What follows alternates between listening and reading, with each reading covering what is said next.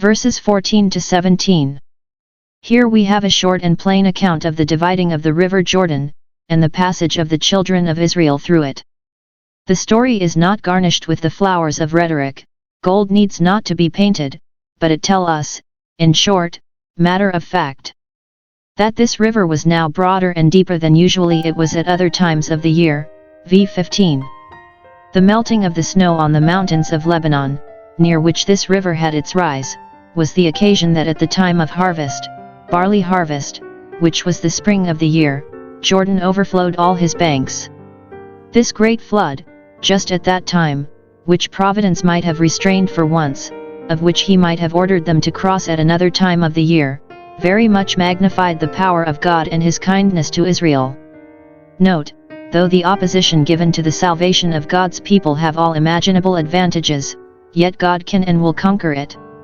Let the banks of Jordan be filled to the brink, filled till they run over, it is as easy to omnipotence to divide them, and dry them up, as if they were ever so narrow, ever so shallow, it is all one with the Lord. That as soon as ever the feet of the priests dipped in the brim of the water the stream stopped immediately, as if a sluice had been let down to dam it up, v. 15, 16. So that the waters above swelled, stood on a heap, and ran back, and yet, as it should seem did not spread, but congealed, which unaccountable rising of the river was observed with amazement by those that live upward upon it many miles off, and the remembrance of it remained among them long after. The waters on the other side this invisible dam ran down of course, and left the bottom of the river dry as far downward, it is likely, as they swelled upward. When they passed through the Red Sea, the waters were a wall on either hand, here only on the right hand. Note, the God of nature can, when he pleases, change the course of nature, and alter its properties, can turn fluids into solids, waters into standing rocks, as, on the contrary, rocks into standing waters, to serve his own purposes. CPS 114:5, 8. What cannot God do? What will he not do for the perfecting of his people's salvation? Sometimes he cleaves the earth with rivers, Hab 3:9, and sometimes, as here, cleaves the rivers without earth. It is easy to imagine how, when the course of this strong rapid stream was arrested on a sudden, the waters roared and were troubled, so that the mountains seemed to shake with the swelling thereof. PS 46:3, how the floods lifted up their voice, the floods lifted up their waves, while the Lord on high showed himself mightier than the noise of these many waters.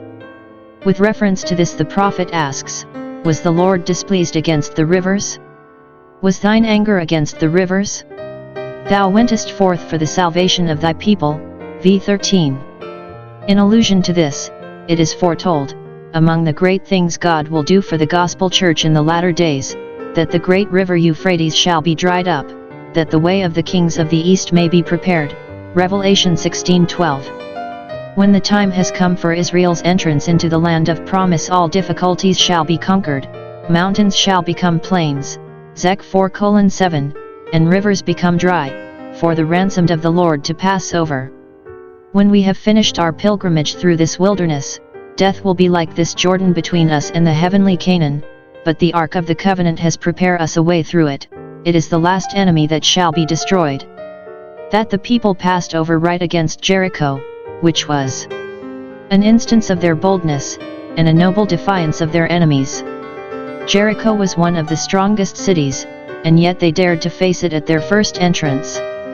It was an encouragement to them to venture through Jordan, for Jericho was a goodly city and the country about it extremely pleasant, and, having that in view as their own, what difficulties could discourage them from taking possession? 3. It would increase the confusion and terror of their enemies, who no doubt strictly observed their motions, and were the amazed spectators of this work of wonders. That the priests stood still in the midst of Jordan while all the people passed over.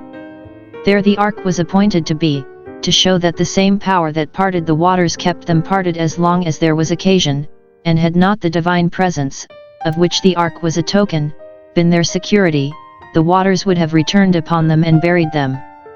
There the priests were appointed to stand still, to try their faith, whether they could venture to take their post, when God assigned it to them, with mountains of water over their heads.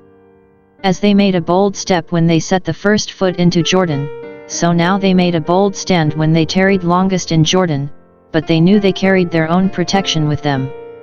Note: ministers in times of peril should be examples of courage and confidence in the divine goodness. It was to encourage the faith of the people, that they might go triumphantly into Canaan, and fear no evil, no, not in this valley of the shadow of death, for so the divided river was, being assured of God's presence, which interposed between them and the greatest danger, between them and the proud waters, which otherwise had gone over their souls. Thus in the greatest dangers the saints are comforted with his rod and his staff,